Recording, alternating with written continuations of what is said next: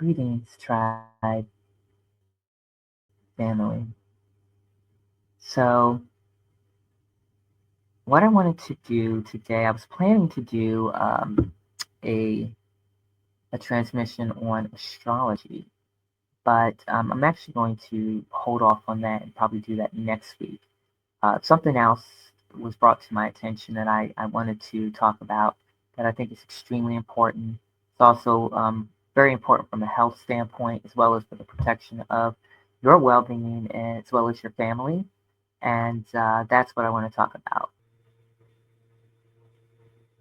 So one of the major things that has been going on for some time as part of their operation manual, Silent Weapons for Quiet Wars, has been the over processing, the processing and chemical processing uh, has been happening and going on in the food chain for decades, and actually has actually gotten worse. That I mean, look, if you look 50 years ago, we didn't have half the ingredients that has been uh, that is being put in the foods today that was put in the versus what was put in the foods back then. So I was watching the hearings that occurred, I guess, about 3 weeks ago um, for RFK Jr. That I guess his appointment as the new director for the Health Services Division in the U.S. corporation. And one of the things that he had mentioned was the all of the chemical processing of what's happening in the food chain, that he had stated that there are 10,000 ingredients that is put in our food supply versus over in Europe, there's only 400 ingredients. And that also, he was talking about the health. We have more than half of the people uh, are in poor health. And, that's a problem. So, and I really, and again, I didn't vote for any of these people, but I really do believe that he is very sincere in the crackdown of, of the manufacturing of the all the chemical uh, and refined foods. So I really think that he is very serious about that. Now, how far he will get in that, but in the interim, I want, I'm here to look out for my people. And my concern is not what they're doing in the cleanup, but my concern is rather how I can help my people and and awaken them. And so, as part of this um, video, I do want to touch on that particular subject matter. So, having said that, there's one major ingredient that you will find, and not only they've been putting in the food chain, but also, especially in any of your nutritional and vitamin supplements. And that's what I want to talk about. And it's something that I want you to be aware of. And please be on the lookout for when, if you're going to do any type of cleanse, detox, you definitely want to be on the lookout for this particular ingredient and avoid it like the plague. So, as well as any vitamin supplements that you're purchasing, you really want to look at the labels and avoid this. So, I'm going to just show you here. So, I just did a random search. And so, when you look at this product, this is a product that's being used for, I'm just going to show you the name of the product here. This is for a colon detox, uh, any type of detox and cleansing, any type of detox, because I'm aware that our people is very important right now. Our people are eating a lot more healthier than we, we have a lot of vegans, because I'm aware that we have a lot of vegans and vegetarians in our community, and our people are striving to eat more healthy these days. And so I know cleanse, the whole detox and cleansing products it's very major in our community, in our village communities. So I do want to bring this up because this is really important. So I want, if you're going to do a detox or a cleanse, I always recommend to go with an organic way or form, be it through, juice fasting or fruits. But if you must purchase a product, this is something I want you to be out on the lookout for and be aware of and to avoid. But here's what you really want to look at and look for. I always like to look at what are the other ingredients aside from the herbs or whatever, the main ingredients. And that's what you want to really look for on the label and look at. If you look at the other ingredients, what are they making the capsules from? That's what I want to look at. So when you look at other ingredients, you see cellulose,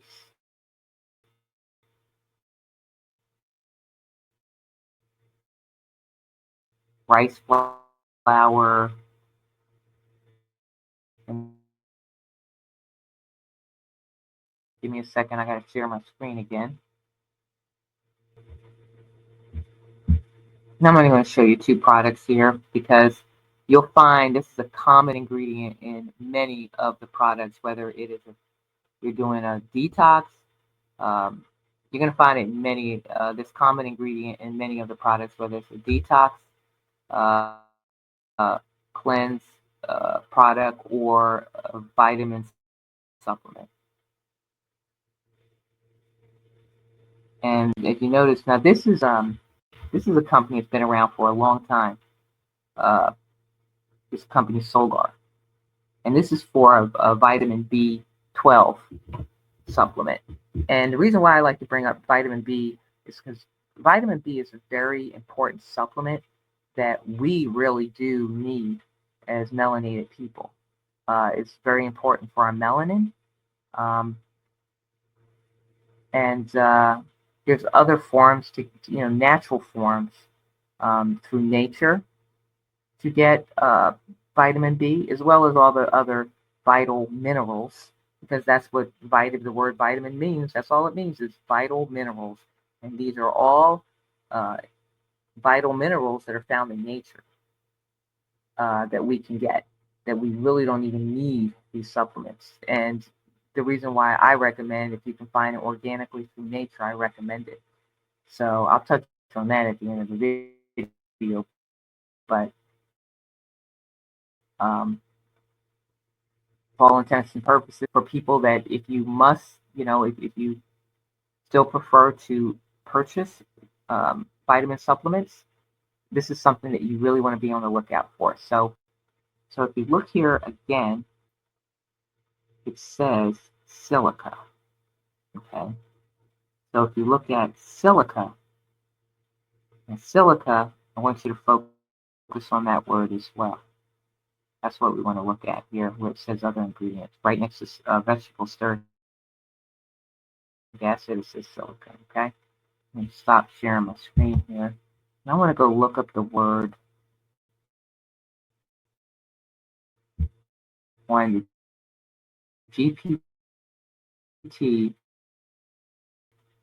AI here. So let me share my screen. And so I asked the AI here, GPT, what is silicon dioxide? And so the response was, it says silicon dioxide, commonly known as silica. Okay, we just saw that, right?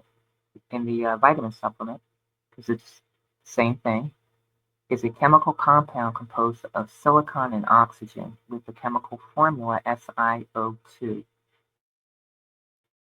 It is one of the most abundant minerals in the Earth's crust and is found in various forms, including quartz. Okay, so that's really important. Now, essentially, it goes on to tell you all the natural uh, forms of it and the applications of it. So these are just some of the applications you're using it in. It says it's in industrial uses.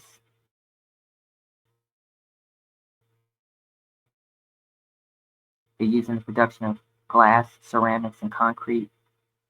It is also a key ingredient you've heard of in Northern California, Silicon Alley, right? Because that's what is primarily used in the production of computer chips and software, right?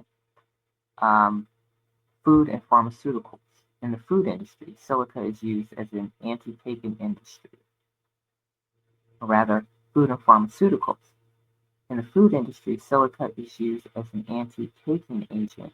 It is also used in some pharmaceutical products. So that's another thing that it's being used for as well. They're putting this in products. So you gotta ask yourself, why would they put sand? Because that's what silica is. It's essentially quartz grounded in the sand, right? And you also find it in nature. It's true, right? You find it on the beach. Sand. What are they using sand for? Why are they putting sand in your food as well as in skincare products? Okay, so that's a major question. Okay, the other thing I wanted to mention here is to talk about the health and safety of it, and it says why silica. So it says while generally safe in its natural form, inhalation of fine silica dust, crystalline silica impose health risks, including respiratory issues. Okay, so then it really relates back to the underlying question: why are they using silicon dioxide, which is the same as silica, for food production? You know, putting it in food, as well as personal care products,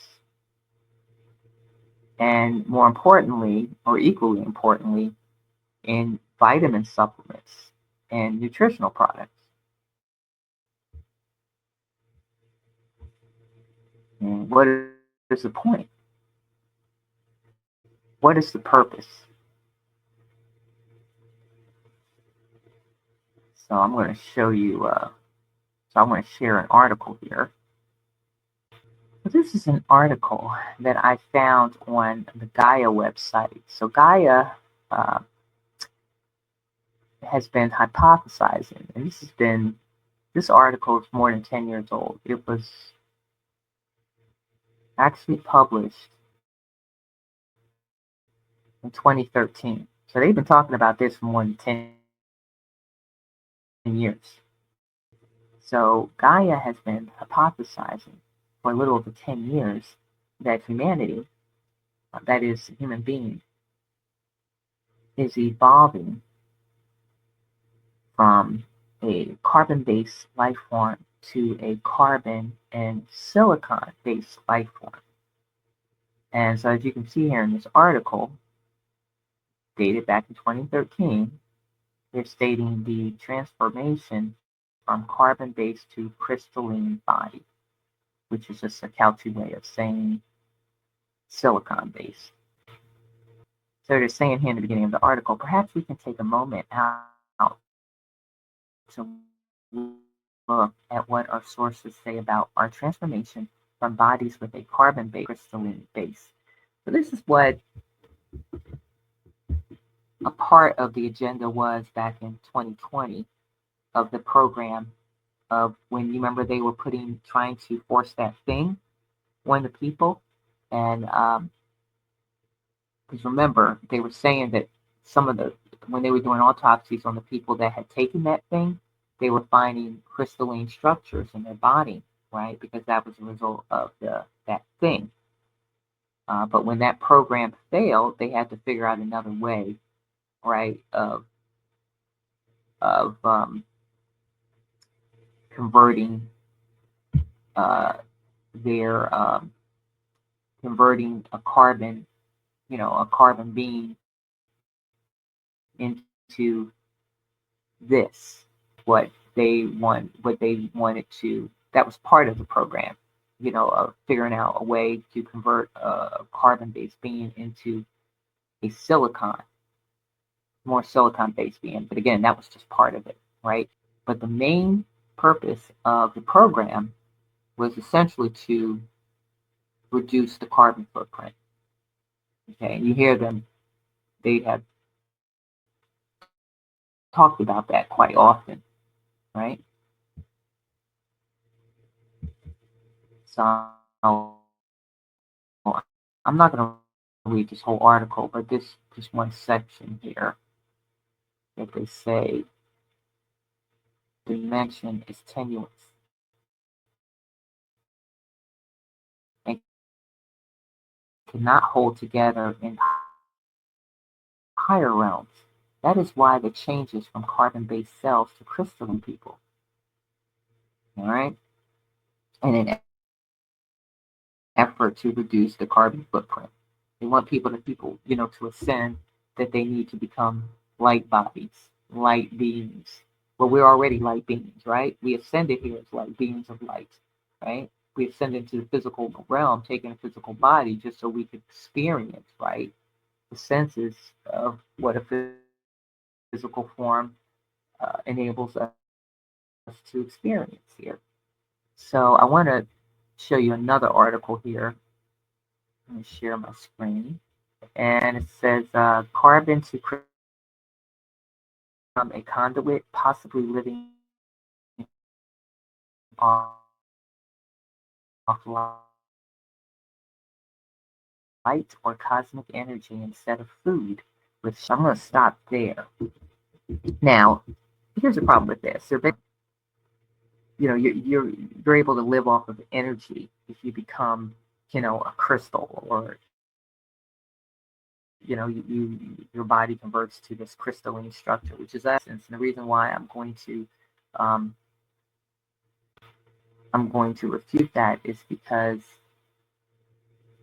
if you really think about it, first of all, we are beings of light to begin with, as I already mentioned, and we've been programmed to believe that we need food to survive.